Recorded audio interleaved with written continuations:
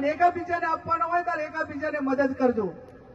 હજુ આપણા ગુલાબભાઈએ કીધું એમ હજી તો ઘણા બધા ત્રાગુ કરશે અને ત્રાગુ એવી કરશે કે હવે મારું બેટું જવાબદારી લઈને આવ્યા આ 70 જણા હતા, કોઈ ના ગમ્યા. આમ તો પરબતભાઈ ના બધા આપણા આગેવાનો નેતાઓ હતા, એ તો કાયમી જેટલું થાય એટલું કામ કરતા, પ્રજા વચ્ચે આવીને ઉભા રહેતા, એમને કોઈ ના ગમ્યું.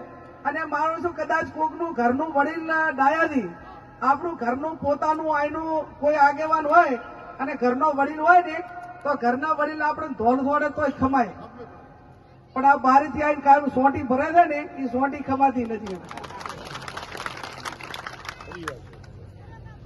અને એ પણ બુથના આંકડા લઈને ફરે. આ ગામમાં મને કેટલા વોટ આપ્યા એ પ્રમાણે કામ થાય છે.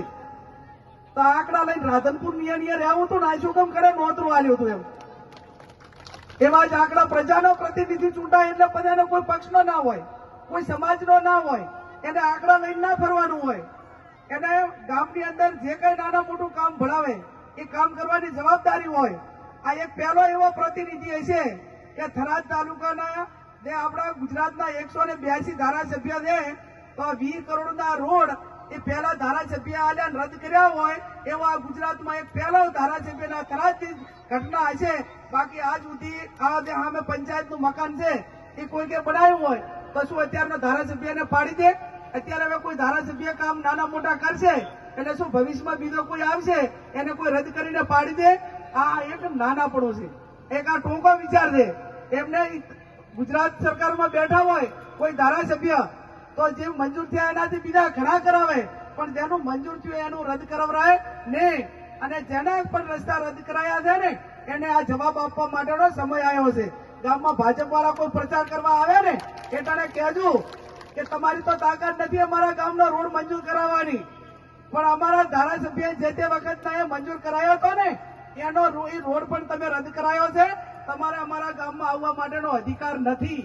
આટલું તમે કહેશો ને એટલે ખબર પડે અને બીજી વખત અલીવ ના કરે.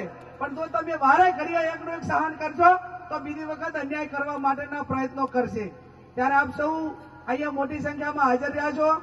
15મી તારીખે ફોર્મ ભરવાનું છે અને 7મી તારીખે મતદાન છે. સરપંચોની ચૂંટણી હોય ત્યારે બધા એમ કે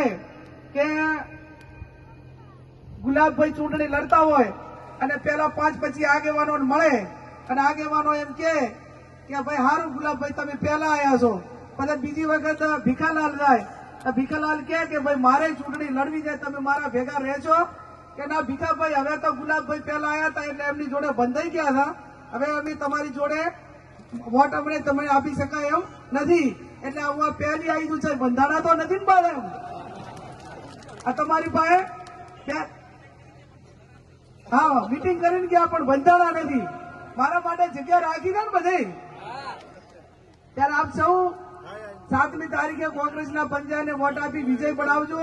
વાવ વિધાનસભાના લોકોએ 18 આલમે 2 વખત મામેરું ભર્યું તો 28 વર્ષે પહેલી વખત તમારા થરાદ તાલુકા પાસે મામેરું માંગવા માટે આવીશું. એ મામેરામાં મારે હીરા મોતી પૈસા નથી જોતા. 7મી તારીખે પંજાના વોટને મત આપી અને મતનું મામેરું ભરજો. અને જયારે અબીલને ગુલાલ એ પાલનપુર મુકામે ઉડે એના જશના ભાગીદાર આ વિસ્તારના તમામ સમાજના વડીલો યુવાનો બને એ શબ્દ સાથે આપ સૌનો ખૂબ ખૂબ હૃદયપૂર્વક આભાર.